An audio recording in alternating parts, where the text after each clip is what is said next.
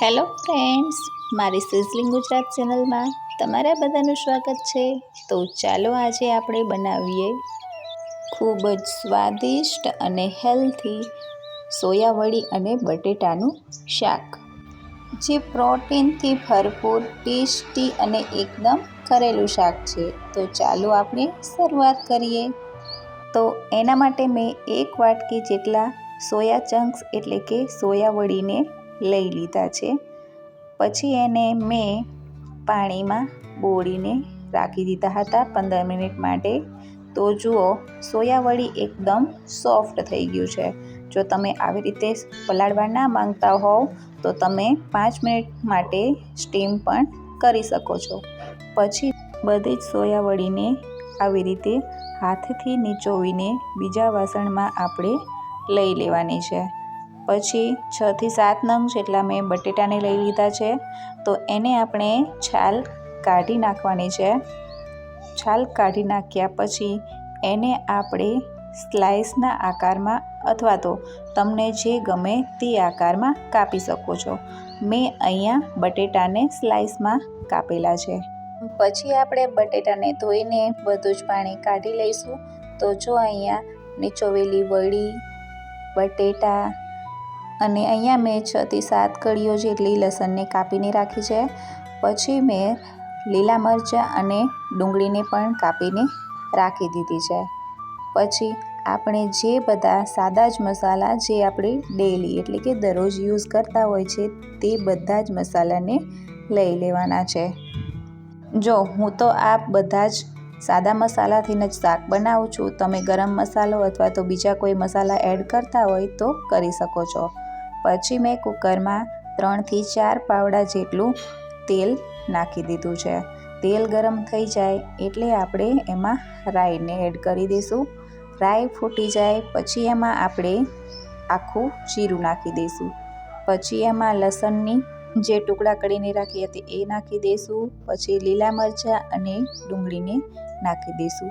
બધી જ વસ્તુઓ સારી રીતે મિક્સ કરીને ગોલ્ડન બ્રાઉન રંગની થાય ત્યાં સુધી આપણે એને ધીમા તાપે શેકાવા દઈશું, કારણ કે એનાથી ખૂબ જ સરસ ટેસ્ટ આવે છે।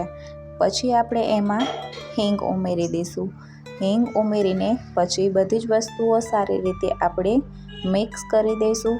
મિક્સ થઈ ગયા બાદ એમાં આપણે જે સ્લાઇસ કરીને રાખ્યા હતા એ બટેટાને એડ કરી દઈશું। બટેટાને એડ કરી દીધા બાદ એને આપણે મિક્સ કરી દઈશું।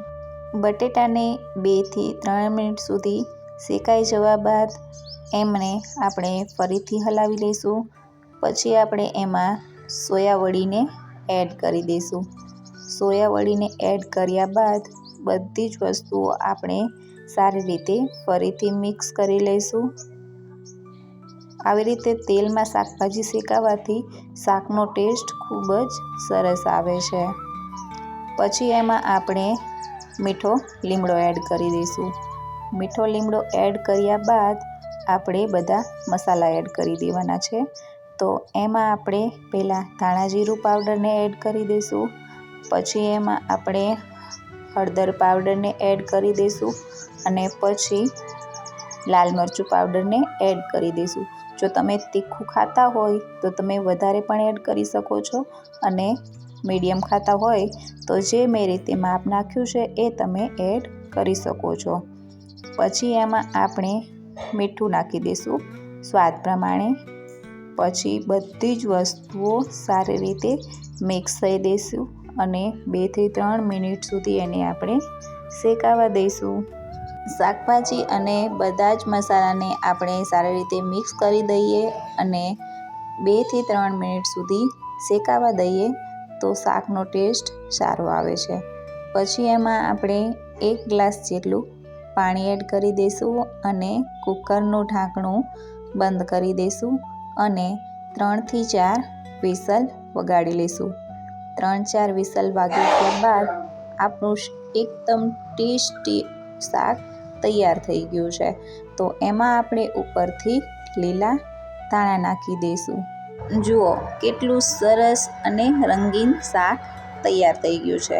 તમે તેને રોટલી, પરાઠા કે ભાત સાથે સર્વ કરી શકો છો અને મારી ચેનલ પર નવા હોય તો લાઈક, કમેન્ટ અને સબસ્ક્રાઈબ કરવાનું ભૂલશો નહીં. પછી મળીએ આપણે નવા વિડીયોમાં નવી જ રેસીપી સાથે. ત્યાં સુધી આવજો. Thank you for watching.